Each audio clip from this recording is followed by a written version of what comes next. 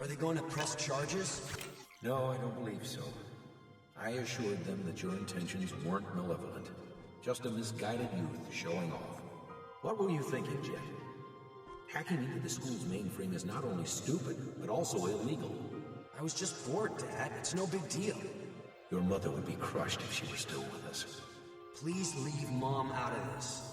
Look, Jet, you're not taking school seriously. You have no plans for your future.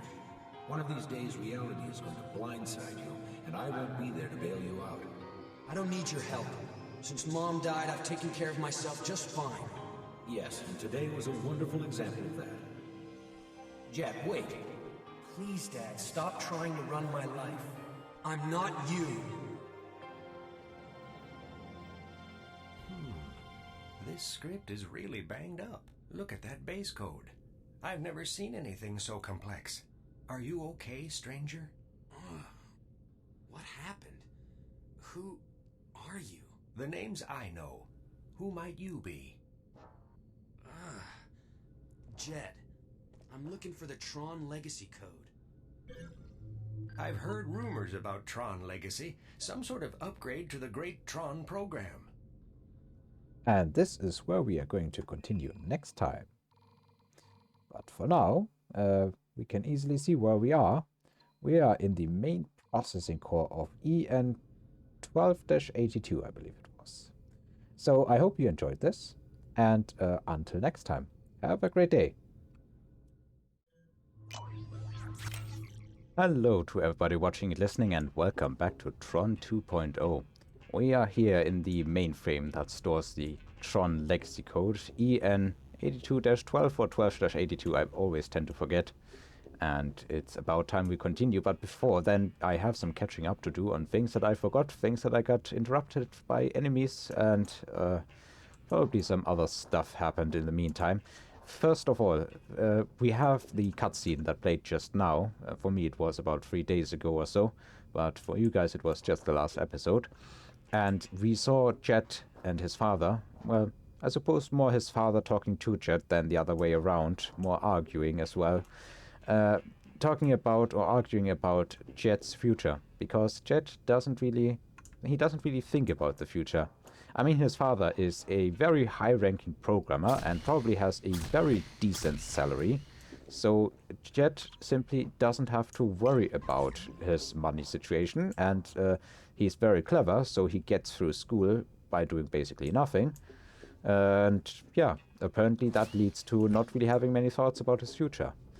That's something that I can also relate to Jet as well. I really wasn't the most engaged student, I have to admit.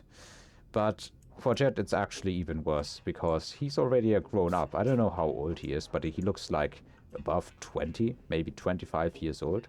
At least that's the impression I get. We will actually be able to see how old Jet is, because we do get his date of birth named, I believe. Or at least his year.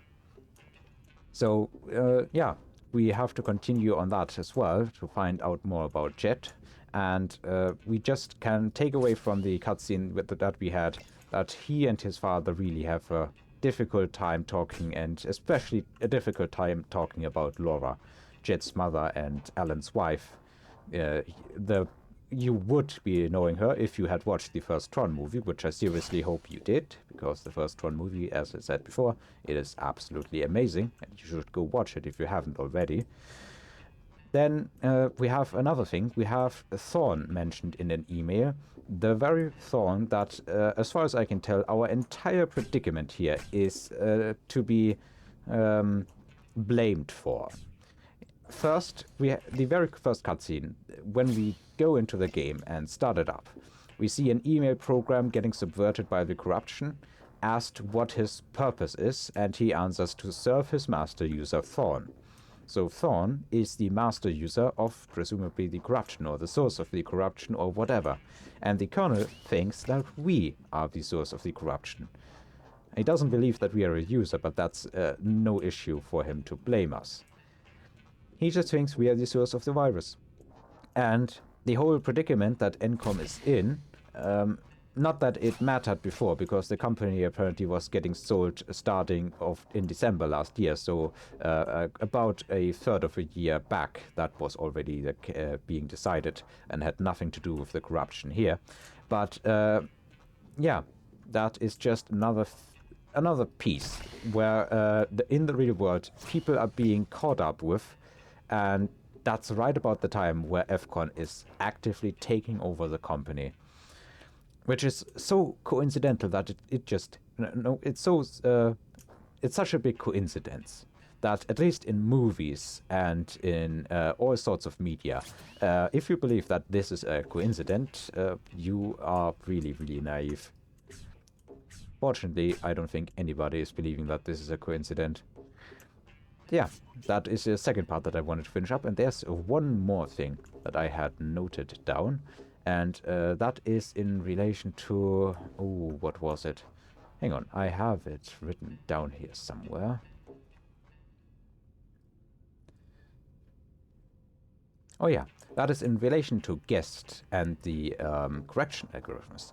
Previously, I thought I understood that guest had revealed the correction algorithms to FCON and was giving it to them, but apparently no. FCON doesn't have them. They are sending the Seeker out to get them, it seems. And yeah, that's why we had to fight the Seeker. We jumped into the system so that Mafria was safe and distracted and ultimately defeated the Seeker on the abandoned test grid. But FCON doesn't seem to have the algorithms yet. They only have their location, which is more than we can say, because we may very well need these correction algorithms to rematerialize ourselves in the real world, which is something that I assume Jet wants to do pretty badly. At the very least, at the beginning, she asks Mafria to go back to the real world, if my memory serves correctly, but Mafria needed us once again so that she could stay existent or undressed or whatever programs call what we would call living. And I believe that's everything out of the way, so now let's talk to Aino. What do you do here? I know everything. I'm looked upon as a great asset to this system. Stranger, you're not from around here, are you? Yeah, his name is a pun. It's not a good pun, but it is one. I guess you can say I'm from the future. This system has been powered down for a long time. The future? I know nothing of the future. So do you know where the Tron legacy code is? Not precisely, but I'll find it. Right, let's talk to Mafria. Connecting to IO grid. Jet, I've detected another Seeker. I'm not secure here. I must exit the power router. There isn't enough processing power to handle you on this system. The Seeker that followed me began to stall the second it came in. Excuse me, I know I'm not equal to your superior intellects, but how about overclocking the system to increase the processing power? Excellent idea. I don't know if this system can handle it. It's the only option. Node deactivated. Aino, can you take me to the system's processor core? Sorry, stranger. That's resource hog territory. Bunch of nasty programs with an insatiable appetite for processor calculations. I don't recommend going. I don't have any choice. Well, good luck to you then. EN12-82, top-of-the-line mainframe. Capable of 16-bit processing, full monochromatic display support, and a local storage of 128 megabytes. I challenge you to find a more robust system. Robust? Yes. Strong in the current time of the game? No. Strong in the current time of our real life? Absolutely, positively no. Also, we have tanks incoming, and they are indestructible. Oh boy. Yeah. Let's throw down a save and continue on our path. Oh, and we should also rearrange all of our subroutines, because we are not going to need that anymore, at least for the moment, and I want to throw in as much armor as I can. We are also going to need all the armor we can get, because those tanks, let me tell you, they just start blasting, and they will start blasting at you non-stop. There's no way to quiet those guns, and they like to kill you. Ow. I think I didn't... Oh, and we also have more surge energy. We had a level up after the boss fight, which I forgot about. Let me just reconfigure the subroutines one more time. And drop down another save. Tanks are an absolute nuisance. And at least he hit this area before, and yeah, they are preventing us from going anywhere. And they are firing at us all the time. They are deliberately taking aim at us.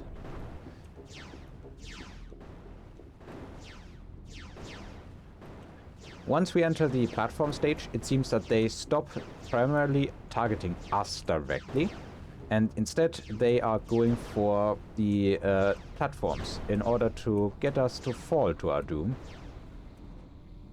Which is something that I'm not very keen on. Ooh, that was close. That was extremely close. Gonna throw down a save. And now I believe they start blasting at us once more. So we are going to have to strafe in order to avoid getting annihilated. But that was actually pretty good. I don't think I've ever managed, in all my attempts, I don't think I've ever managed to get through here without taking damage. That was amazing. I mean, we had one close platform call, but falling to our doom doesn't deal damage, it just instantly kills us. Ouch. Okay. Well, here I go. Messing it up after all. Code optimization, where I'm going to upgrade one of our armor. We have this, which gives us 2% protection. We have the truncate plate. This gives us 5% extra. Thank you very much. Then let's throw in the YAMP. We're gonna need it anyway. We have a little bit of platforming here. But first, we have this. Permission free and an email. So this is from February in '82 from Kevin Flynn to Alan Bradley about the Tron arcade game. I have another video arcade game idea. Mind if I use the name of your security program? Promise I'll give you credit. Thanks in advance. Kevin Flynn, Senior Executive Vice President. This is actually pretty interesting because Chet was playing a Tron arcade game, if my memory is correct, when we first started the game and laid eyes upon him for the first time. So apparently that is the game that Kevin Flynn would end up making. Now, how do we get back up here? I think it's from this one, right? Yeah. There is a build node up here. This is a slight bit of fall damage, but it's really not bad. Let's also fill up on energy. Well, we're going to need energy. This is actually take 2 of trying to record it, because I messed up the beginning, not once, not twice, a couple of times. And it led to me re-recording it and stopping the recording. And I should really not be stopping recordings. I should always just keep going and cut it later. In the end, I forgot to hit the record button after stopping the recording, and we were done for and got 2 levels in without recording. I can be so stupid. Now let's check out our help files. Programs, resource hogs. Over time, it's common for programs to become bloated with features and upgrades to the point where their demands on the system reach debilitating proportions. Such programs hunger for resources and will stop at nothing to acquire them. And we also have Mission 5 processor gate jumpers. Processor gate jumpers. Although it has never been done to EN12-82, in theory, it is possible to overclock the system by flipping the 4 processor gate jumpers. The gate jumpers are located on the top of the processor core and can only be reached by using the center lift. Yeah. Gate jumper platform.